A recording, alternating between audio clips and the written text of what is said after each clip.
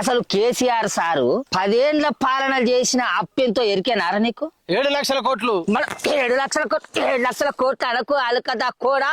Reserve bank of India లెక్కల ప్రకారం KCR sir 10 ఏళ్లలో చేసిన అప్పు 3,87,000 కోట్ల రూపాయలు. దాంట్లో సమైక్య రాష్ట్రంగా ఉండి ఆంధ్రప్రదేశ్ రాష్ట్రం తోటి మన రాష్ట్రం ఏర్పడేటప్పుడు 72,658 కోట్ల రూపాయల అప్పు మనకు పంచితే వాటితోటి కలిపే 3,87,000 కోట్ల రూపాయల అప్పు అయింది మనకు. అట్లా చేసిన అప్పులతోనే కేసీఆర్ సారు జిల్లాకో కలెక్టర్ భవంతిని కట్టించిండు, మండలానికో గురుకులాన్ని కట్టించిండు, కాళేశ్వరం ప్రాజెక్టును కట్టించిండు, యాదాద్రి నరసన్న గుడి కట్టించిండు, మెడికల్ కాలేజీలు కట్టించిండు, సర్కార్ దవాఖానలు బాగు చేపించిండు, రైతులకు రైతు బంధు, రైతు బీమా, కళ్యాణ లక్ష్మి ఇట్లా చెప్పుకుంటే పోతే బొచ్చడి పనులు చేపించిండు కేసీఆర్ సారు.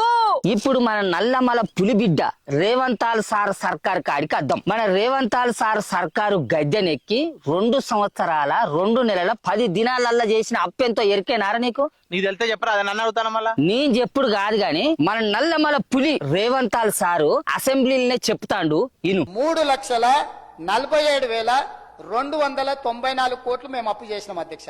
ఎప్పటి నుంచి? 1/12/2023 నుంచి అధ్యక్ష. బాగా సభ్యులందరూ వినాలి. మంచిగా నాటిను 28/2/2026 వరకు దాదాపుగా ఈ 27 నెలలలో మేము తెచ్చిన అప్పు 3,47,294 కోట్ల అధ్యక్ష. ఆ అప్పుతోటి ఏం చేసిండ్రా? ఓ బళ్ళు కట్టించిల్లా, ఓ గుళ్ళు కట్టించిల్లా, ఓ రోడ్లు వేసిండ్లా, ఓ ప్రాజెక్టు కట్టించి రైతుల పొలాలకు నీళ్లు బారిచ్చిల్లా. ఏం చేసిండు చెప్పరా అప్పుతోటి? 6 గ్యారెంటీలు అమలు కోసం అప్పు చేస్తాను కావచ్చే.